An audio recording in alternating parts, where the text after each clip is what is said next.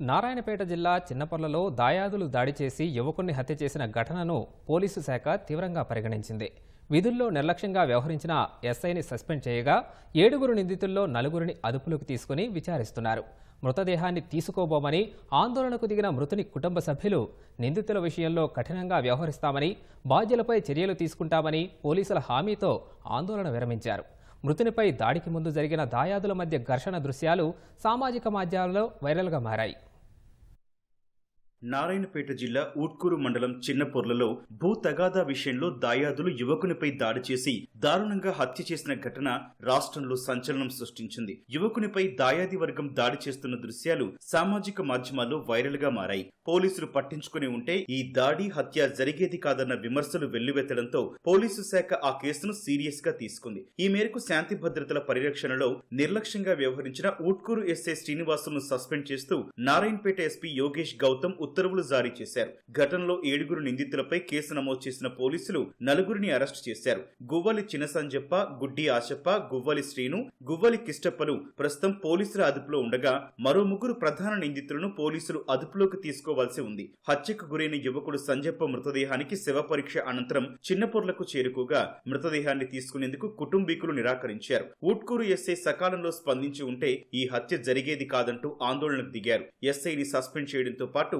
దాయాదుల నుంచి రక్షణ కల్పించాలని డిమాండ్ చేస్తూ ఆందోళన కొనసాగించారు. ఎస్ఐని సస్పెండ్ చేశామని, దాయాదుల నుంచి రక్షణ కల్పిస్తామని మృతుని కుటుంబ సభ్యులకు డీఎస్పీ వివరించారు. నిందితులపై కఠినంగా వ్యవహరిస్తామని, అవసరమైతే పీడీ యాక్ట్, రౌడీ షీట్ తెరుస్తామని చెప్పారు. పోలీసు ఉన్నతాధికారుల హామీతో ఆందోళన విరమించిన కుటుంబ సభ్యులు అంబులెన్స్ నుంచి మృతదేహాన్ని ఇంటికి తీసుకెళ్లారు. నారాయణపేట జిల్లా చిన్నపొర్లకి చెందిన ఎర్రగండ్ల లక్ష్మప్పకు బాలమ్మ, తిప్పమ్మ 2 భార్యలు. మొదటి భార్య బాలమ్మకి సంజప్ప కుమారుడుండగా రెండో భార్య తిప్పమ్మకు పెద్ద సౌరప్ప, చిన్న సౌరప్ప 2 కుమారులున్నారు. లక్ష్మప్పకున్న 9 ఎకరాలను 3 కుమారులకు సమానంగా పంచారు. 2 భార్యలకి సమానంగా పంచితే చెరి 4.5 ఎకరాలు రావాలన్న అంశంపై 2 కుటుంబాల మధ్య భూ వివాదం చెలరేగింది.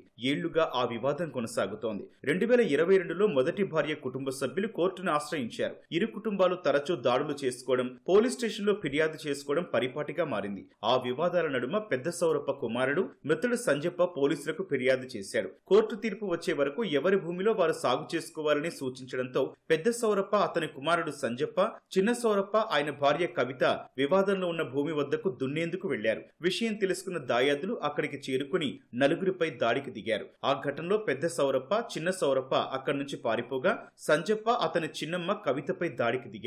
సంజప్పపై కర్రలతో మూకుమ్మడి దాడి చేశారు. సంజప్ప అపస్మారక స్థితికి చేరుకోగా అతన్ని తీసుకువెళ్లేందుకు ఎవరూ ముందుకు రాలేదు. గ్రామ పెద్దల సాయంతో తొలుత ట్రాక్టర్లో గ్రామానికి, ఆ తర్వాత 108లో నారాయణపేట ప్రభుత్వాసుపత్రి, మహబూబ్ నగర్ ప్రభుత్వాసుపత్రికి తరలించగా చికిత్స పొందుతూ ప్రాణాలు విడిచాడు. కవిత ఫిర్యాదు మేరకు గుట్టప్ప, ఆశప్ప, సంజీవ్, చిన్న వెంకటప్ప, శ్రీను, కిష్టప్ప, నట్టలప్ప 7 కేసు నమోదు చేసి పోలీసులు దర్యాప్తు కొనసాగిస్తున్నారు. ప్రత్యర్థులు దాడి చేస్తున్న సమయంలో డయల్ 100కు ఫోన్ చేశామని, పోలీసులు రావడం ఆలస్యమైనందువల్లే సంజప్ప మరణించారని కవిత ఆరోపిస్తున్నారు. పోలీసులు ఆ ఆరోపణల్ని తోసిపుచ్చారు.